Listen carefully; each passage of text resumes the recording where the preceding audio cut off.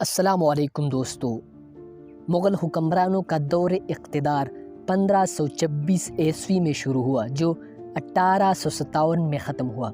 مغل خاندان کے پہلے 6 حکمران نہایت لائق اور قابل تھے، مگر ان کے بعد کمزور نااہل مغل حکمرانوں کا دور شروع ہوتا ہے جو 1707 عیسوی سے شروع ہو کر 1857 میں آخری مغل حکمران بہادر شاہ ظفر کی معزولی اور گرفتاری تک جاری رہا۔ جنگ آزادی کی ناکامی کے بعد اس کی تمام تر ذمہ داریاں مسلمانوں کی کندھوں پر ڈال دیے گئی اور انگریزوں نے مسلمانوں کو سخت ترین سزائیں دے کر ان کو بدترین انتقام کا نشانہ بنایا۔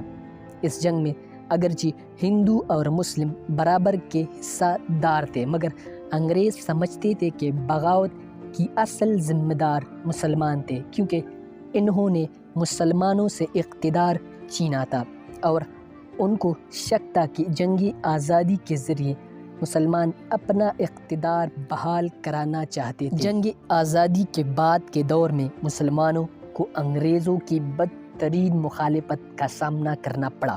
زندگی کے ہر شعبے میں مسلمانوں کو جان بوجھ کر پسماندہ رکھنے کی کوشش کی گئی۔ انتہا پسند ہندوؤں نے بھی اس موقع کا بھرپور فائدہ اٹھایا اور انگریزوں کے ساتھ مل کر مسلمانوں سے ہندوستان پر کئی 100 سال تک حکومت کرنے کا بدلہ لینے کی کوشش کی، مگر کسی حد تک مسلمان خود بھی اپنے اس برے حالات کے ذمہ دار تھے۔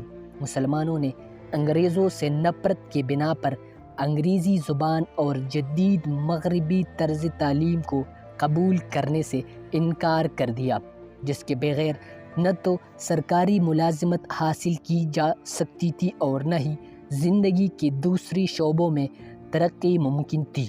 دوسری طرف ہندوؤں نے جلد ہی ہندوستان کے نئی سیاسی حقیقوں کے ساتھ سمجھوتہ کر لیا۔ انہوں نے نہ صرف انگریزی زبان سیکھی اور جدید مغربی علوم کی تعلیم حاصل کی، بلکہ انگریزوں کے ساتھ تعاون کر کے ان کو اپنی وفاداری کا یقین دلانے میں کامیاب ہو گئے۔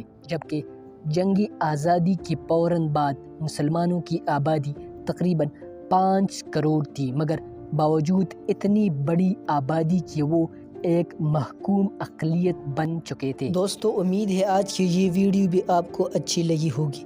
ویڈیو اچھی لگے تو ویڈیو کو لائک اور چینل کو سبسکرائب کر دیجیے اور ساتھ میں بل کی گھنٹی کا نشان پریس کریں تاکہ ہماری آنے والی ویڈیوز کی نوٹیفیکیشن آپ تک